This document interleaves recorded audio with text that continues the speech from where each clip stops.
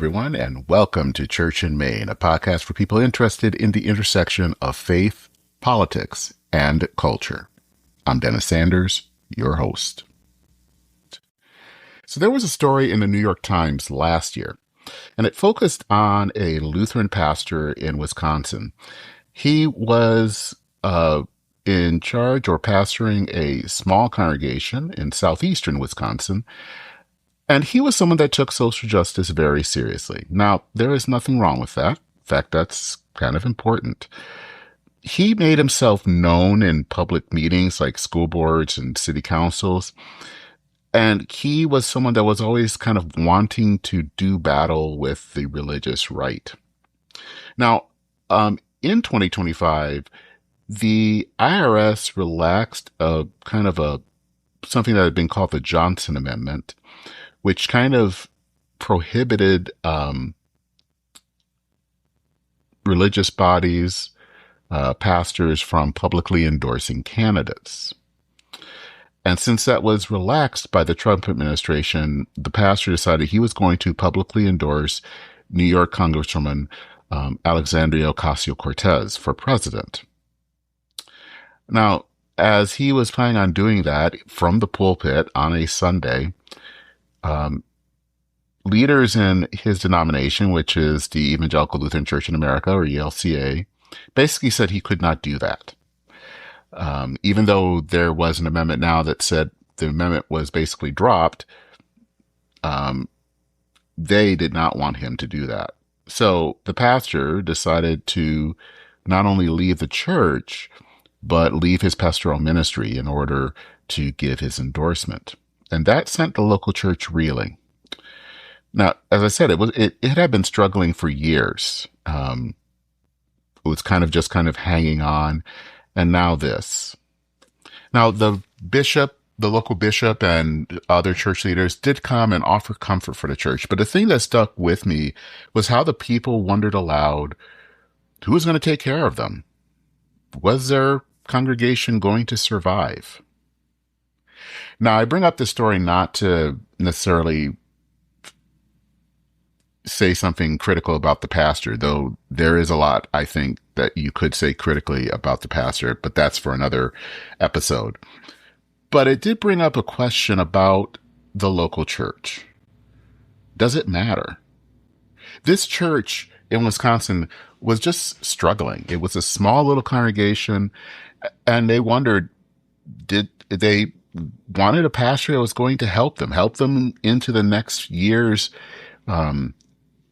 in their ministry. And there are lots of churches like that. Churches that are trying to hang on, not necessarily with those type of pastors, but are trying to hang on, and many of them end up closing. So does that matter? Does it matter if there is a local church that ceases its ministry when there happen to be others down the street? And what impact does all of these the vanishing of the local church have on our society? For Trygve Johnson, this is a problem. He recently wrote a 3-part series on his Substack, which is called The Kingfisher Study, that is called When the Lights Go Out. And in it, he talks about what happens when communities lose congregations. And he talks about that on a social level, and that's important. But he also says that it loses something even more. Something that is really needed in our society today, the grammar of grace. So today, I'm going to talk about this with Trygve Johnson. But before we have that conversation, a little bit about Trygve. He served as the Hinga Bosmer Dean of Chapel at Hope College in Holland, Michigan, where he oversaw Christian life and formation for a campus of over 3,000 students and 750 employees. Since that time, he now serves as the executive director of a nonprofit called the Preach For Foundation. He is an ordained minister in the Reformed Church in America, and is married to Dr. Kristen Dede Johnson, who is a writer, theologian, and currently principal of Wycliffe College in Toronto, Canada. and was previously the dean at Western Theological Seminary, which is also in Holland, Michigan.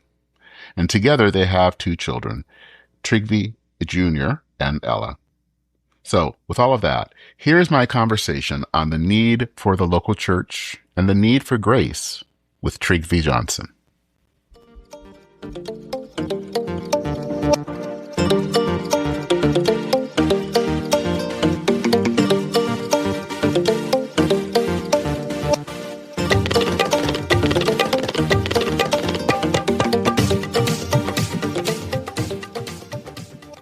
Well, Trygve, thank you for being on the podcast. I always like to start this off by kind of knowing a little bit about you and who you are and what you do.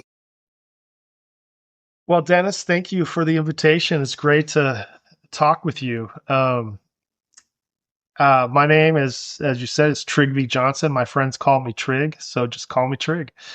I am the executive director of what's called the Preach For Foundation. It is an organization that's new, that is designed, built, commissioned to identify, nurture, and empower future exceptional leaders for the church. So part of what we do, think of Preach For as almost like Teach for America, but for the church.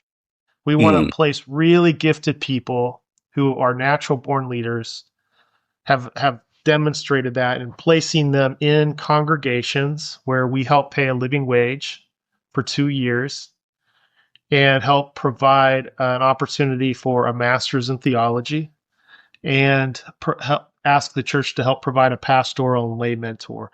What we're trying to do is engage the problem of why are some of our best and brightest not even considering ministry anymore? It's not even on the radar. I mean, these are like kids that go to college and they're involved in ministries and they care deeply about God and faith, but no one's actually encouraged them. Hey, have you ever thought about being a pastor? Or depending upon your tradition, a priest? Have you ever thought about a life in service to the church? We don't do that right now. And so I'm really committed to trying to raise the level of conversation that the church really matters for us right now. Also, bird dog, really gifted leaders. So here's my example. Like you're from Michigan. I don't know if you're a University of Michigan fan. Maybe Michigan State.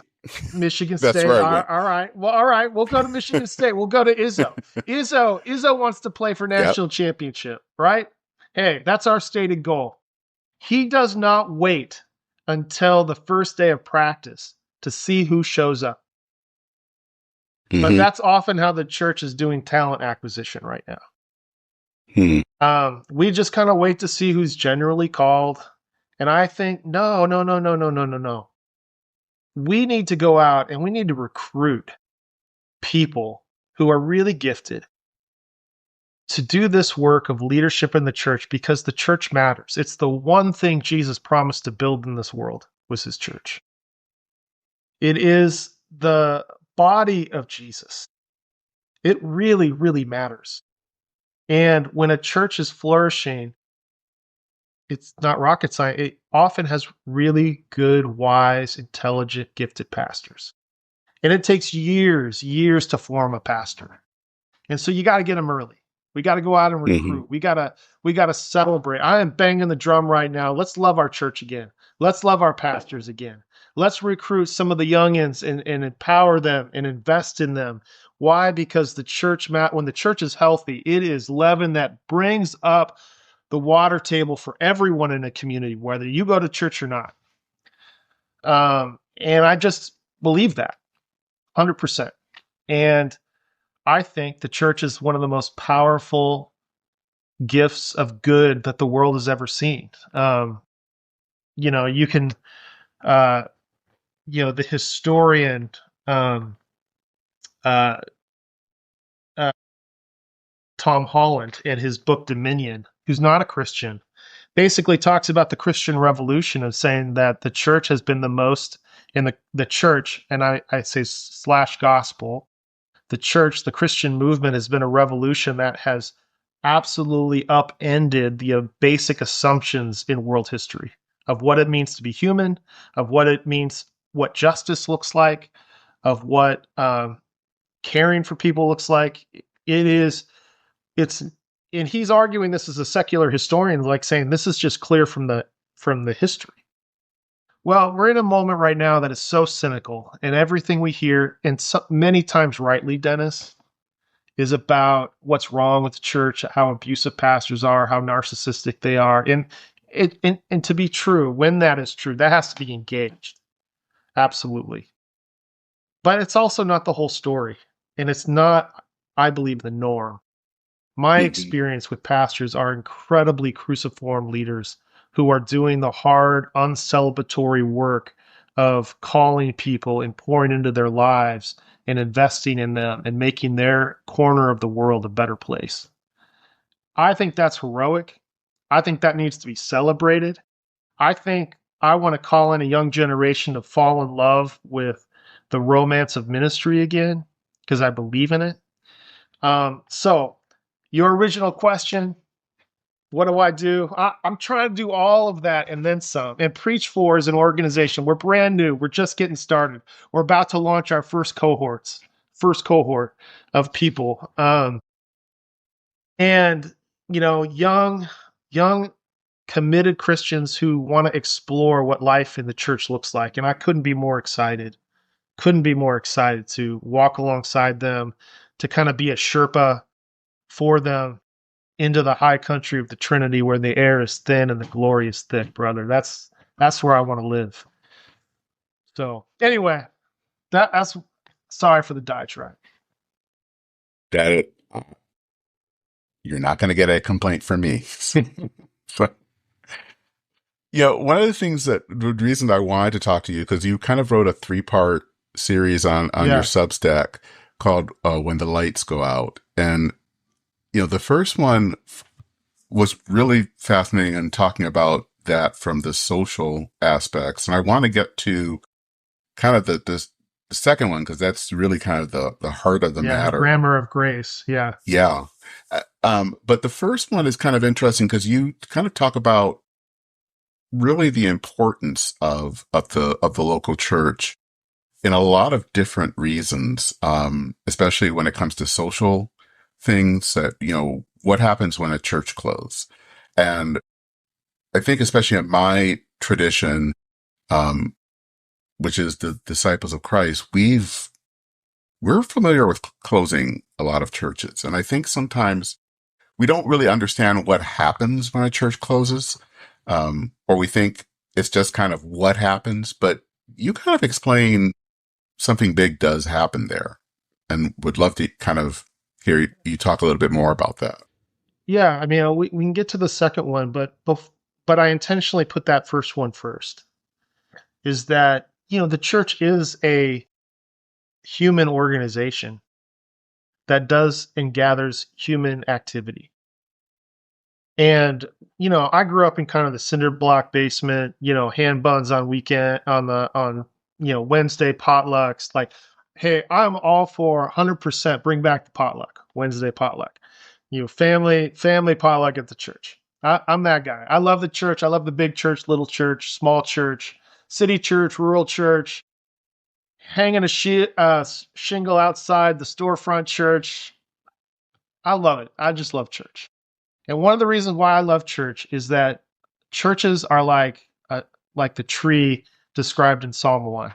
They shall be like trees planted by streams of water, which yield their fruit in its season, whose leaf never withers, and in all that they do, they prosper. A tree is a stabilizer to the soil. A tree provides a canopy of shade for those that are in need. It provides food for the hungry. It provides strong limbs for children to climb and play on. It changes with the seasons, right? And it's stable. That's what a church is. It's like that tree. It roots a community. And when a church goes dark, when it it hurts the whole community, whether that community recognizes it or not. You want to demolish a geography, get rid of the trees, Mm. and all of a sudden you don't have that natural filter to take in all the poison gas of carbon dioxide and recycle it with fresh air. That's what the church is supposed to be on a social level, on a civic level. When a church is healthy, it's helping school systems and hospitals and legal systems and social services. A church is a stabilizer in a community that offers food pantries and places for people to talk about addictions in a safe place. It is the place where you can be safe, ideally. I know, Dennis, not everyone has that experience or has had that experience of church. I want to own that, and I don't want to, I am not a romantic Pollyanna, my head in the sand. I'm not that guy. And yet at the same time, I believe in Jesus Christ. I believe he was resurrected. I believe Jesus is at the right hand of the Father right now, interceding for. I believe this. I think it's ontologically true. And that means that God shows up through people in his church. And that church is meant to love that place, that community, that neighborhood. We got to get over the addiction in America that the only way you can be flourishing is be big and powerful and play the empire game. That's not what the church is for, ever. But it is, we are called to cruciform. We are called to submit our lives to this neighborhood, to this place, to these people, and show up for them. And when those churches go dark, those people in the neighborhood do not have somebody to provide that space. And then it's tooth and claw. You want to see how quickly culture is going to collapse? Watch as the churches go dark, how quickly we start degenerating into our worst selves. You could argue we're already there. I don't quite think we're there. There's a conversation around that. And again, I am not calling for a clarion retrieval to make the church great again. That's not what I'm talking about. I'm not talking about that there's some golden age where the church had it all figured out. That's never happened. I am talking about the Christians who are trying to follow Jesus to reclaim the church as a primary community that is a Paulos. The church is an ecclesia. It comes out of a tradition of the assembly.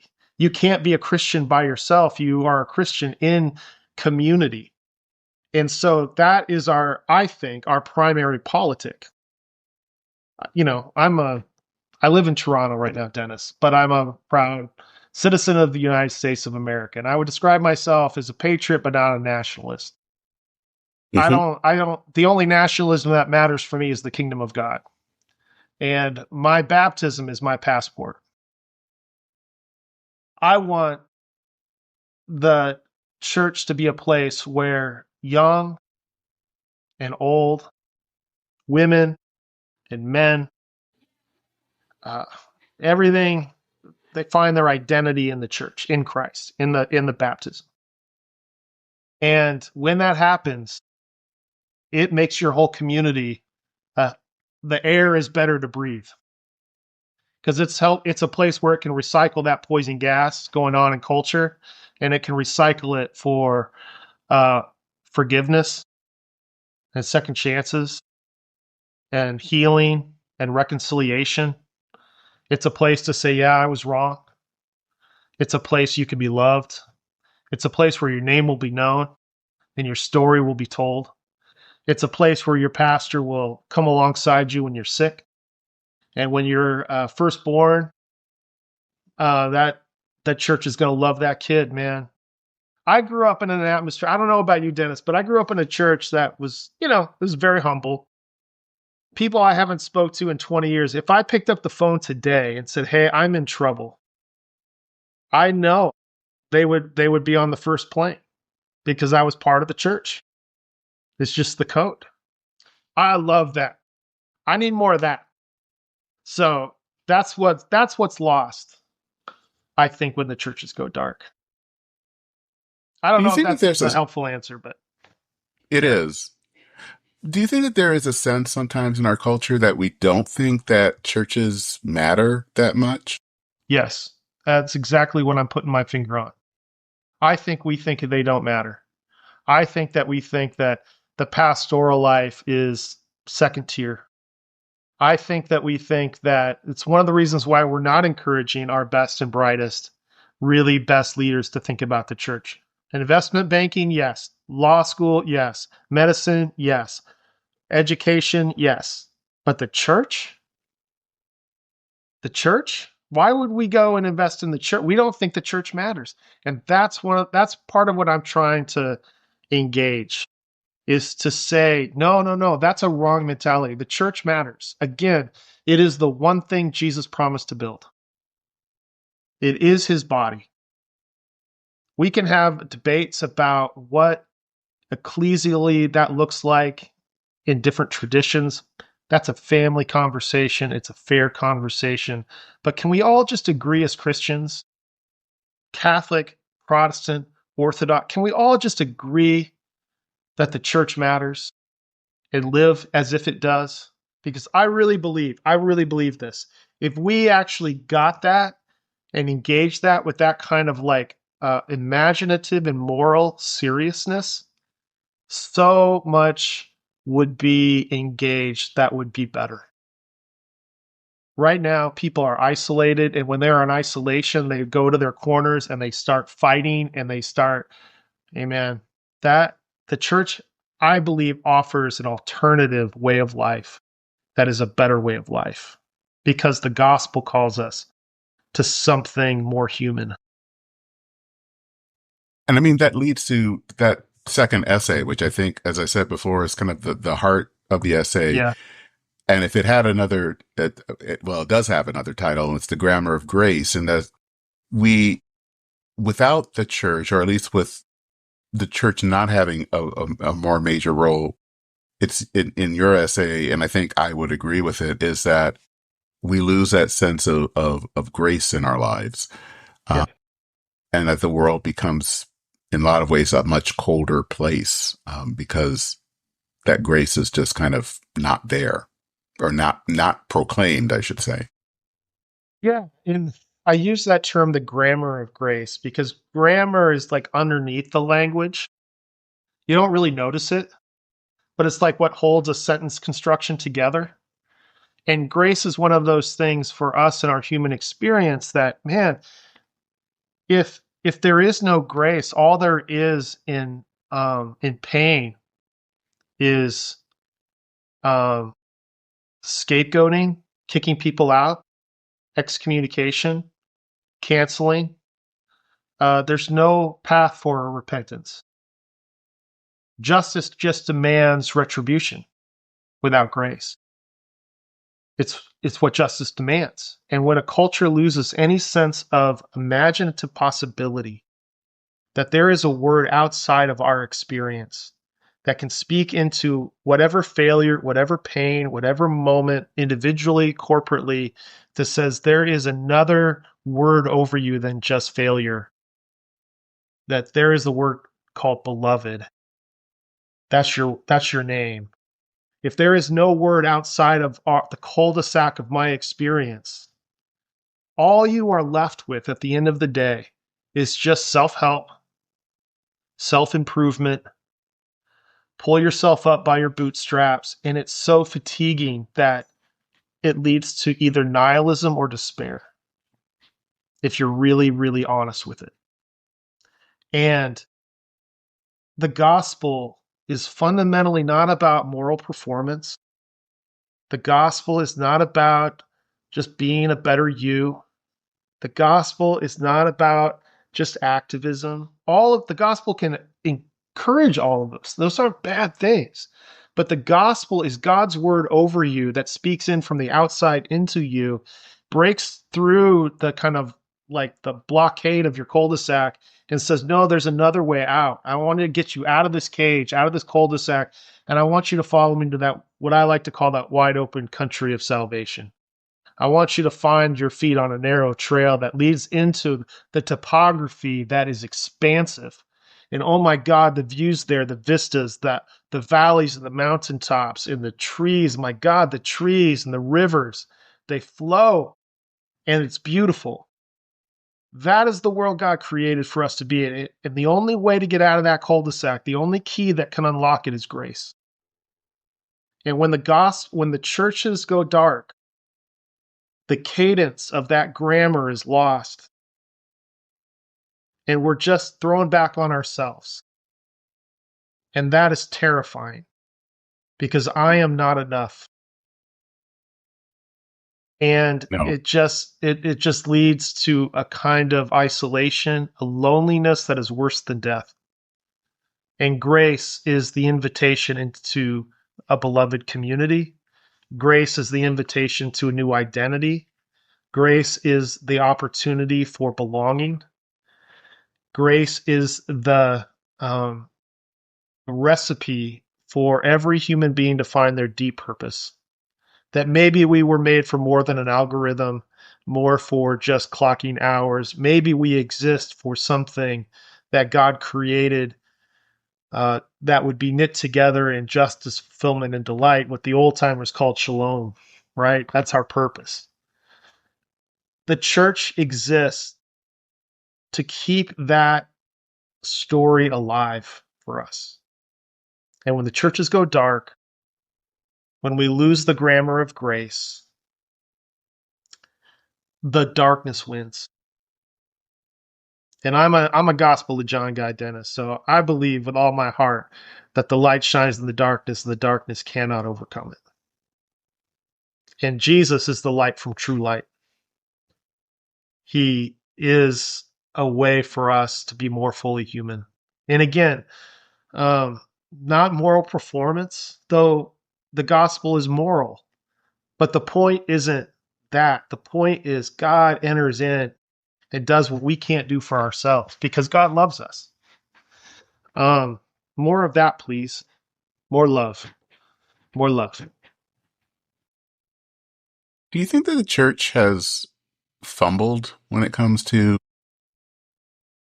communicating, proclaiming grace, um, supporting I, I, communities? I can only say yes because I have fumbled and I'm part of the church. Like I don't want to paint the church as other. Hmm. I am the church. I have failed every single day. I failed to live it. I failed to proclaim it. I fail. And yet that's not my story.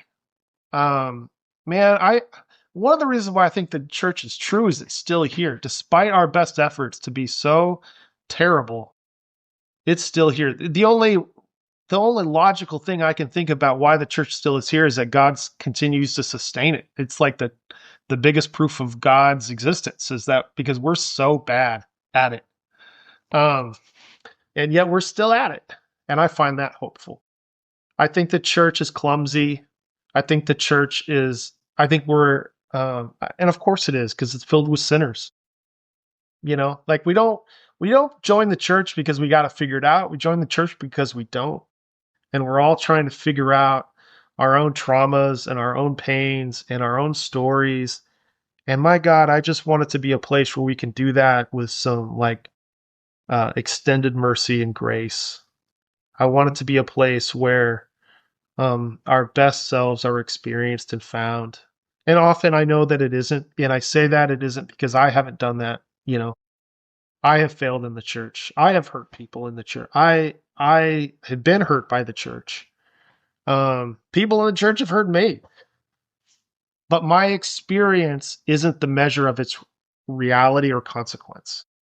And so again, my circumstances are not defined by, my faith is not defined by my circumstances. My circumstances are defined by this faith in this God. And there's nothing in the Bible that says that church is going to be easy or clean or perfect. And so it's always going to be open to the charge of hypocrisy because it's full of hypocrites, because it's full of people, because that's what we are. We're all conflicted, you know. So the church is complex. The church has done a really poor job, I think, of it wants to often find its sense of meaning and power, and that's when we are at our worst selves, I Hmm. think. And there's lots of temptations. You know, we all want to be powerful. We all want to be find meaning, and we all want to feel important. I get it. Yet isn't that the temptation from uh, the devil to Jesus, right? Take him up on the top. Hey, you could be really powerful. I'd give you all of this. And again, Jesus had to resist these temptations. I think the hard part where we've really failed is we have done a very poor job of resisting the temptations of what makes the world successful, quote unquote. We're not very, and I'm speaking more particularly of American Christianity, and probably mostly what I'm really speaking to is white American evangelical Christianity, and I would say white waspy high church mainline too, right? I'm speaking to that because that's out of where I'm from, and it's often we have lost the plot and we have lost confidence in a transcendent God that becomes imminent. And so then we try to problem solve on our own. And that's when we're bad. And then we want the church to look and feel like the world so that we don't look out of place or awkward, which again is one of the reasons why we don't want our young adults to be pastors because, who wants to invite the pastor over for Thanksgiving? And if that pastor is your son or daughter, my God, it's all weird. There's three things you're never allowed to talk about, religion, politics, and money. My dad's a banker, my sister's in politics, and I'm a preacher. So, Thanksgiving's fun for us. So, Yeah, I'm wondering when you talk about in the first essay about the recovering the romance of pastoral calling, yeah, is if there is a link there between our kind of modern sensibility where we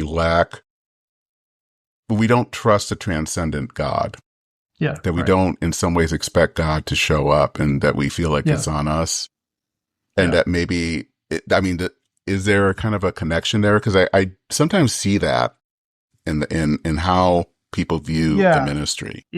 If I don't know if you're familiar with the work of Charles Taylor, The Hmm. Secular Age, right? So he talks about the Yeah. disenchanted age, that, once upon a time, it would be impossible to grow up or live in the civic world in any serious way without the idea that God existed.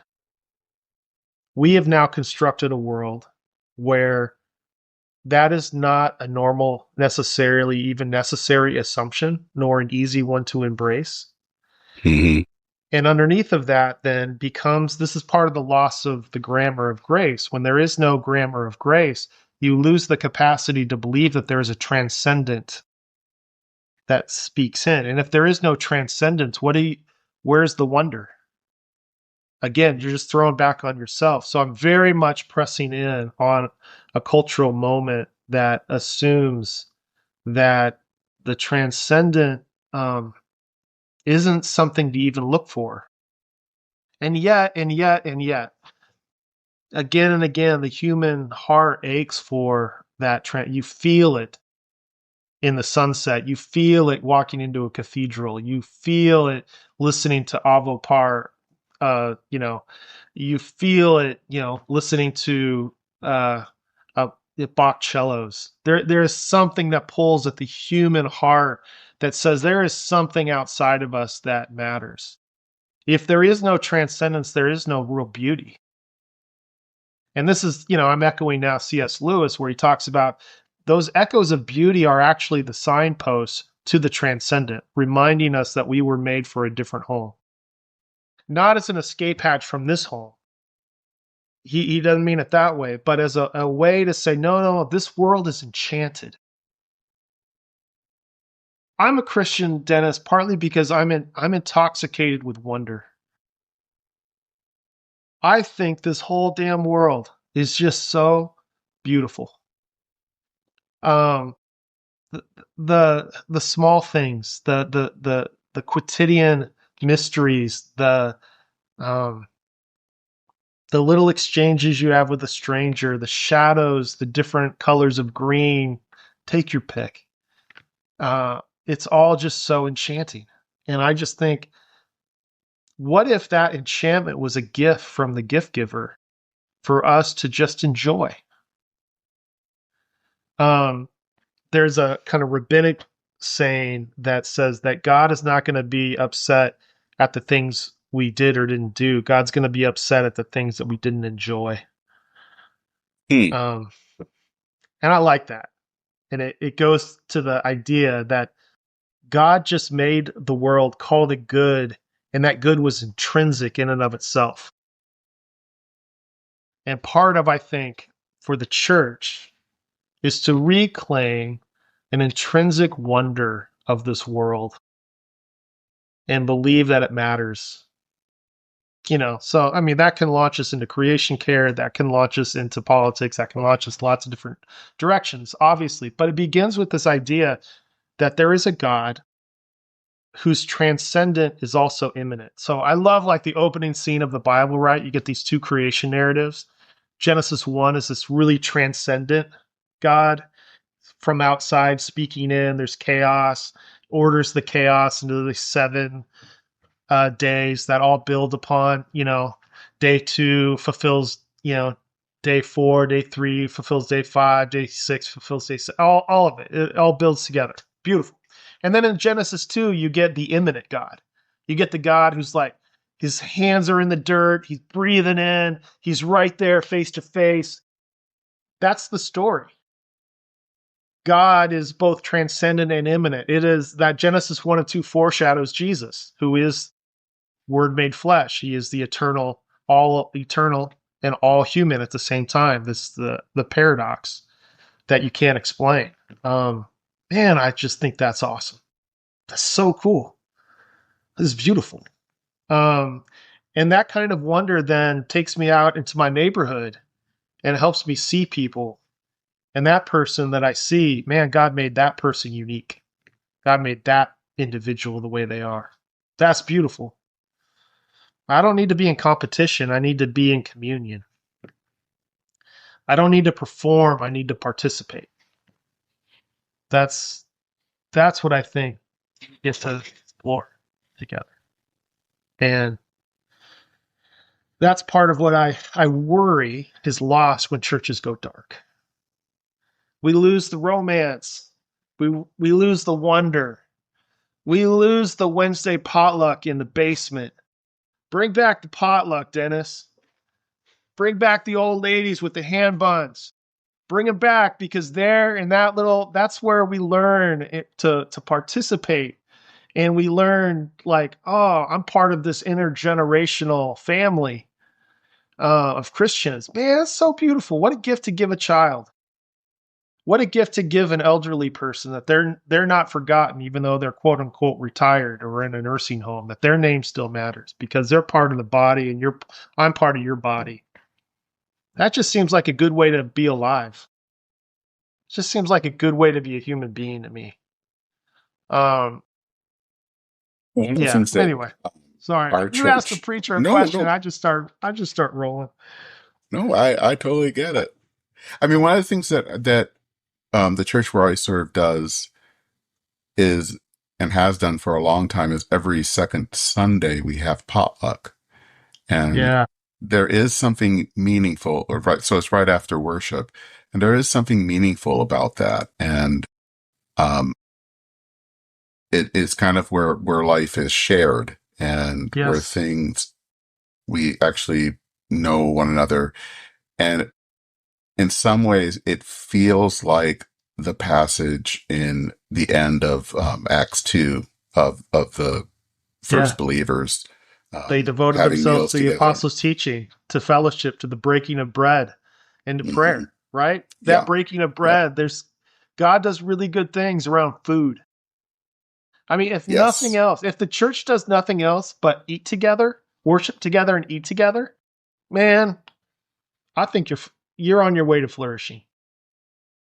I really believe that. I come from a sacramental tradition. Like, the table matters, Hmm. eating matters because Jesus is there. Not just as an idea, but as like Jesus is here. I love that. And again, immediately there's transcendence in the immanent. There is the Hmm. divine in the local, and I don't mean any harm by it. I just think that's cool. Yeah, because I think when you don't have that sense of transcendent, and I don't think you have the sense of grace either. Um, and coming from a tradition where we have communion every Sunday, Yep. it seems to be a natural outgrowth to have that sacramental meal, but then actually another meal. And I don't know, Jesus seemed to do a lot of stuff around tables. Things seemed to happen when he was at a table. Right. I love that story in John where he's resurrected, and then like he goes to the lake and he's like he like, hey, what are you guys cooking? What'd you catch? He's concerned about the food. Um, and I just think as Christians, like one of the best things we could do is eat well. I don't mean eat a lot. I mean eat well. So one of my favorite shows is Chef's Table on Netflix. I don't know if you've ever watched this, but every episode is kind of a documentary of like a Michelin star chef that explores the culture of the land, the space of where this food comes from and how it's put together. And it's like it makes me want to eat so well. And I think that's like, because everything's a fruit of this creation that God has already made and putting these flavors and textures together. Like, what if the church was a Michelin star place where people experience the best food and we eat well? I mean, I've never given this sermon, but I've been close where, Jesus' first miracle in John is turning water to wine. The thing that no one ever talks about is that, you know, yeah, it's a miracle there's water to wine, but then the declaration, this is the best wine. I'm convinced, Dennis, that Jesus just doesn't want to eat bad. He doesn't want to drink bad things. So when he makes wine, it's awesome. It's the best wine. I think we owe it to the world as a Christian community to eat well, drink the best wine, offer really good things to people. It's Babette's feast. Let's not hold back. Let's offer really good things. Um, I just think that excellence matters in that way, not out of elitism, but out of a way to be human and invest in quality. Um, Jesus does that around food. And I think the church at its best offers that in a cornucopia of different resources to people. And that's one of the reasons why I love the church. And one of the reasons why like my little organization, Preach For Foundation, exists to raise up people like you, Dennis, that love the church, who are pastors, who are loving a people in a place, who open up the word, the book that we love, and unleash its message, where the grammar of grace can knit together sentences that become paragraphs, that become chapters in people's lives. Yeah, you said something in that article on the grammar of grace, which was fascinating, and I wanted to read a little bit of it here.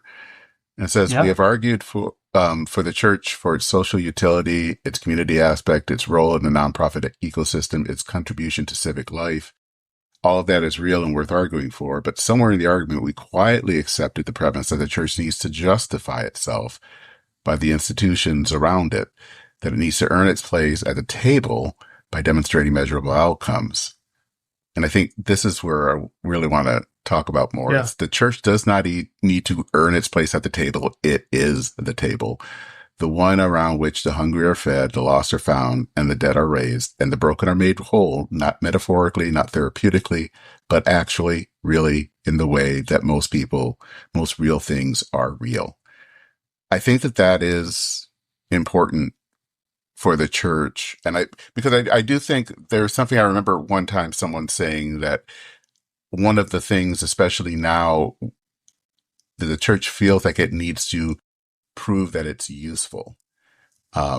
And that's the wrong argument. I think that, as you've said Yes. here, we don't need to earn our place at the table. We already are the table. I think that's what we were sent out to do. Yeah. Um, and that I think we've lost that message in some ways. We feel Yeah. like we just have this utilitarian view of the church and not really the sacramental view of what church Right. is. Right. And when the church just becomes utilitarian, you lose that romance. And its worth is only what I can measure. It's only what it can do for me or for you. The church, again, the metaphors matter, is the body of Jesus. It is God among us. It can be. And it's not about us, it's about God. So when our focus just becomes anthropology, when our focus is just trapped in our own experience, again, we're locked in that cul-de-sac. What grace does is get our attention off of ourselves and onto another, namely Jesus. And he leads us out into that, again, expansive geography. The the church is the table. We don't have to justify ourselves by, the whatever the politico debates and moments are. We don't have to define ourselves by the other institutions. We define ourselves by Jesus. And that's enough. That is the assignment. That's enough. And what I believe as Christians, we have an opportunity to embrace that with confidence rather than live in the insecurity that somehow that isn't enough, that we have to justify through our behavior, our performance. Again, because we live in a culture of meritocracy where the only way to be celebrated is to win. But in that kind of economy, only one person gets to win. In Jesus' economy, in the kingdom of God economy, the last shall be first and the first shall be last. In that economy, everyone can win because we're all focused not to try to beat each other. We're here to uh, commune together, right? That's the prize. Um, I love that story. Jesus is on the way to Jerusalem. The disciples are following, and there's like they get into an argument about who's the greatest, who's the best, right? I don't know if you've ever been in those like church discussions, like there's nothing worse than like pastors all getting together trying to figure out who has the best ministry and who's doing what and who is the hot person and who's the author everyone's reading and all of those who's the best, who does Jesus love the most. And so Jesus is on the way. He's overhearing these guys talk, and they're sitting around the fire, probably eating food. And he says, "Hey, what were you guys arguing about?" And they're like looking around. They're a little sheepish, I'm guessing, and they're like, "Well, we were arguing about who is the best." And that's what Jesus says: the first shall be last, and the last shall be first. The greatest among you will be the least. Oh man, that just flipped meritocracy on its head. So now success isn't defined by the strongest, the fastest, the smartest. It's defined by the one who's willing to give up in order to get. In that economy, everyone can be first. Everyone can be great. And I think the church is that place. That's what the grammar of grace teaches us. That by being who God made you to be, you don't have to compete with your neighbor. You have to love your neighbor. You don't have to be the fastest runner in order to receive the prize. You are beloved. We don't have to put our kids through the athletic industrial complex of travel sports in order for them to learn that what matters to be loved is you have to win. What they need is a church potluck on Wednesday where they are fed, their story is honored, and they have a identity and they have a belonging and they have a purpose. That is what's lost to a generation that grows up without a church. And that's why I think there's an urgency. And the urgency is all based on the fact that the church matters. That's what, Dennis, I want to be about. I want to serve that. Not because it's useful, not because it's going to justify us against other institutions, but because it is what we are. I just think it's the way for us to be free, free from the meritocracy culture, free from the performance anxiety, free from the algorithms that tell us who we should be and what to buy, free so that we can love and be loved. That, that's the whole freedom for, freedom from, right? We in Jesus, we Hmm. now are free uh, for each other, to love each other, rather than a vision of American freedom of like, I'm free from you. I'm free to be an individual, to Jack Kerouac hitting the open road. All that does, again, is lead back to an isolated life where the best you can do is the best you can do. The best you can do is perform. And man, that's just exhausting.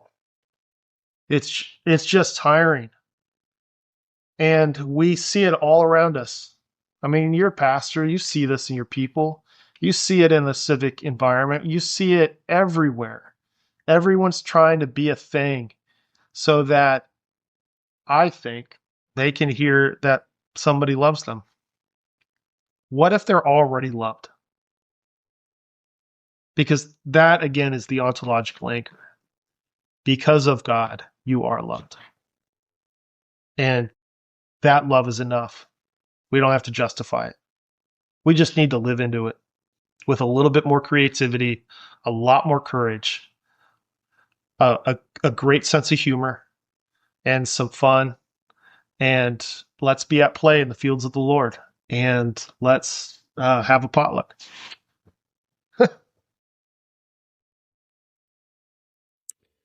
One thing I'm kind of curious about is, the modern church, and I kind of come at this from the mainline traditions, is this sense, obviously, that you have a lot of churches that feel that they are struggling in a lot of different ways. Less members, lower budgets. I mean, you've talked about pastoral burnout.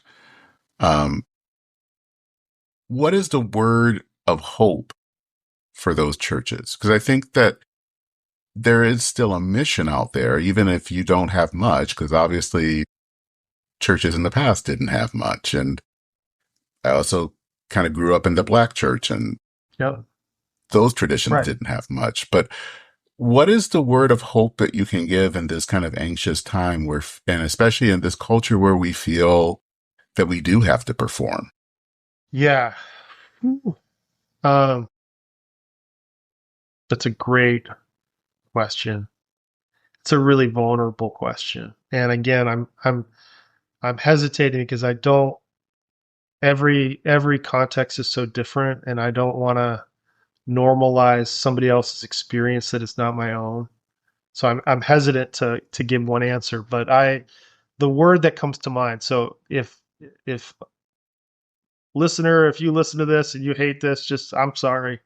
Um, but the word that comes to mind for me is practice resurrection. And the only way you can Hmm. practice resurrection is to die.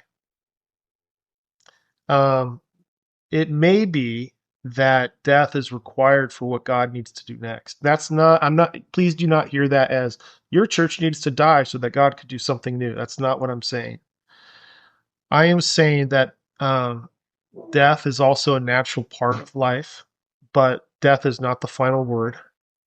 If you're in a moment where there is deep anxiety about what your church used to be, keep an open hand and know that that does not mean that God has left you or left the building or abandoned you. It may mean that God's preparing for something new. Something new sometimes requires that seed to fall into the soil, and that seed has to die in order to germinate and become something um, that will bear fruit again, be like a tree planted by streams of water. So practice resurrection.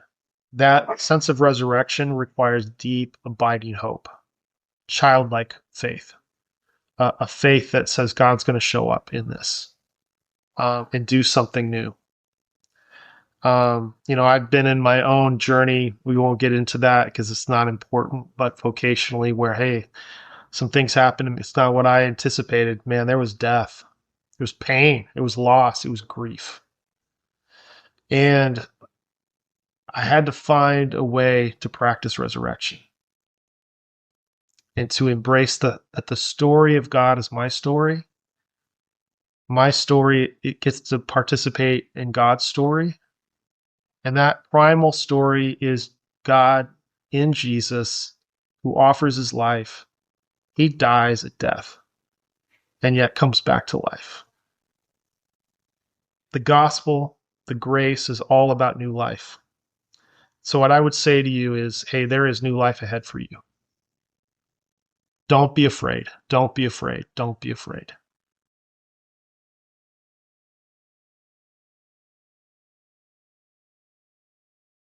If people want to know and Yeah. read more about you, because you have a lot of good stuff Oh, man. out there, Thanks. where should they Dennis, you're go? like my new BFF. Man, I'm gonna call my mom and say, Mom, I made a friend today. His name's Dennis. He likes me. He likes me.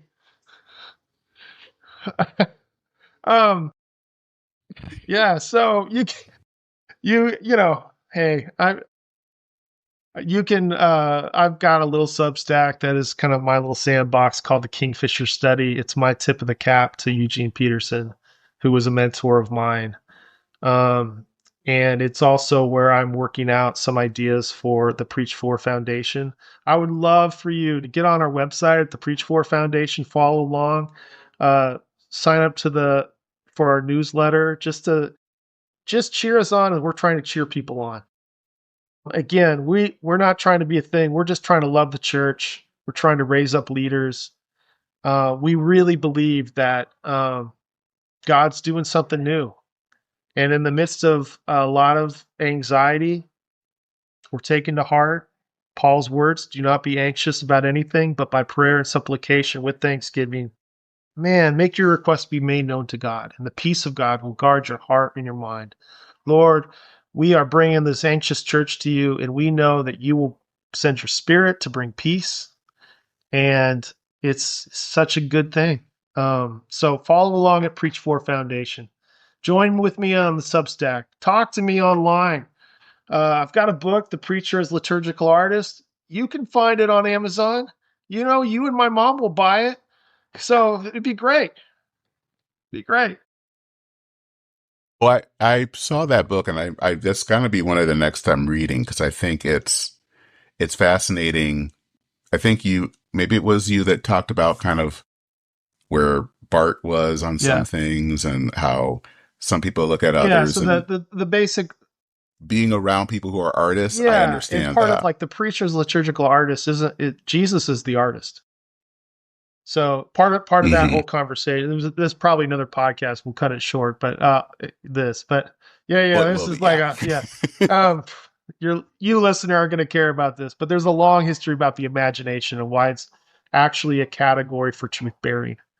And Jesus redeems and unleashes our imagination. In Jesus, we become artists, and the word becomes unleashed in a new way. If we can embrace that identity, we perform our metaphors, right? What if on Sunday people came into church thinking you were an artist, Dennis? How might that impact how they hear you? How might that impact how you write and offer the word?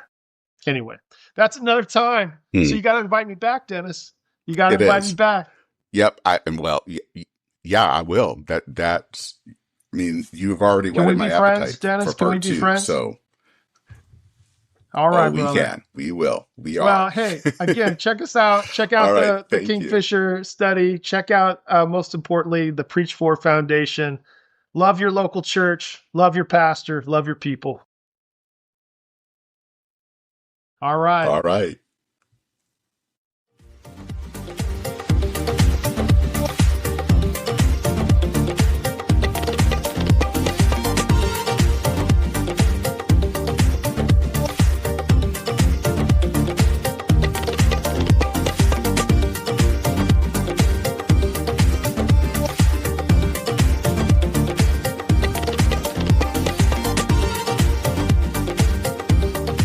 I will include links to those articles from Trygve in the show notes, and also a link to the website for the Preach For Foundation, which I think is a ministry that is worthwhile to learn more about.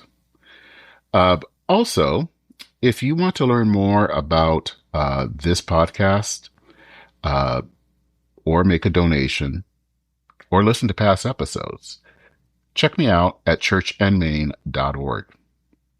You can also go to churchandmain.substack.com to read related articles. I'm actually working on one right now about artificial intelligence. It's probably a little bit different than what you're used to hearing. This is one that's not as much about how scary it is or that we shouldn't use it as much as it's here and how do we use it? How do we use it for the glory of God and for the dignity of humanity? And yes, it does include some quotes from Pope Leo's encyclical Magnificat Humanitas. So stay tuned. You can also be a subscriber on my Substack, which is also called Church in Maine. You can also be a paid subscriber, which is for $5 a month or $60 a year. I do also put episodes of the podcast on there. They usually follow a week after they appear on this feed, on the regular feed. So you can check all of that out at churchandmain.substack.com.